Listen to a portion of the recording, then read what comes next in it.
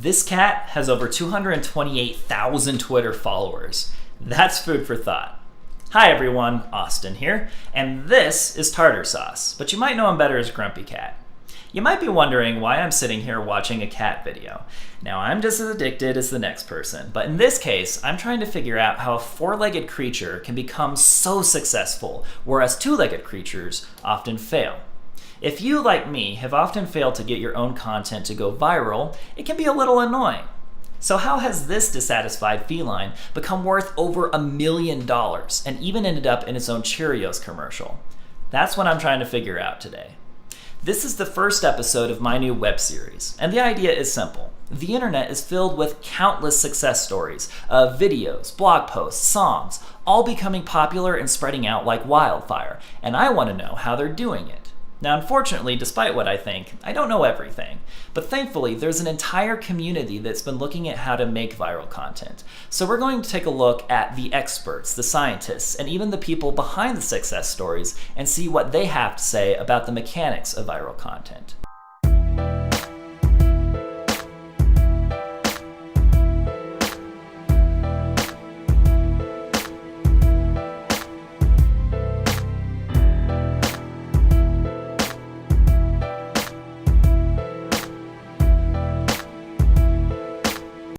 Understanding how content becomes viral doesn't always have an easy answer, and any number of things can affect success. Many of these things often happen by accident.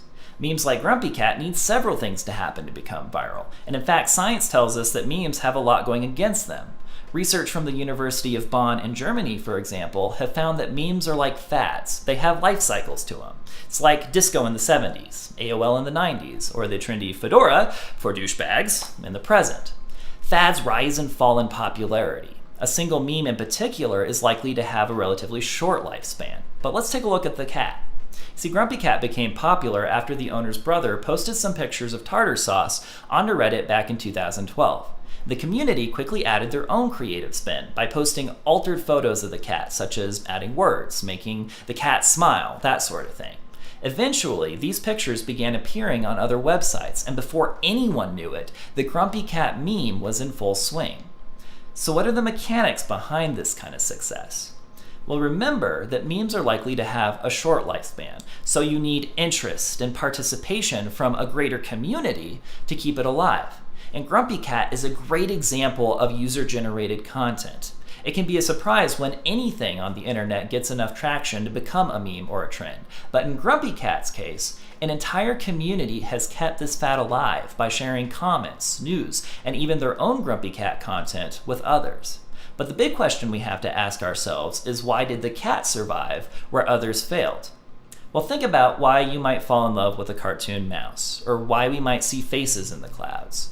We react to things differently when we see something human in them, and scientists have even seen this using brain imaging techniques. Researchers from Harvard University even found that we use the same parts of the brain to process both human and non-human things alike. That means that there's some confusion that is bound to happen. And since we're more familiar with human traits, it also helps us to make sense of things that are different from us. That's why we can see human faces out of just a few simple shapes and lines. Now, logically, we know that cats don't express or even experience emotions in the same way that we do. But when we see Grumpy Cat's face, we can't help but see a seriously displeased kitty. And more importantly, we can relate. We've all had bad days. I have often been grumpy. So we know what the cat is going through. And in short, we can identify with the cat. And that is today's takeaway. It's a matter of connecting some dots between your content and your audience. You don't necessarily have to make your content more human. That's just one way to make something more relatable to someone.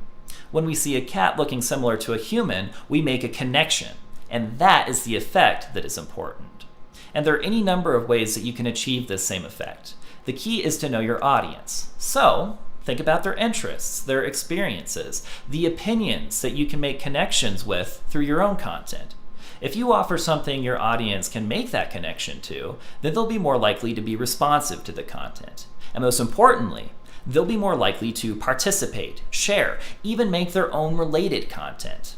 It's how a cat can make $1 million, and it's how you can find a little more success with your own content. So the next time you see the cat video that your coworker sent you, think about how you're relating to that video. You just might be able to make the same effect on someone else.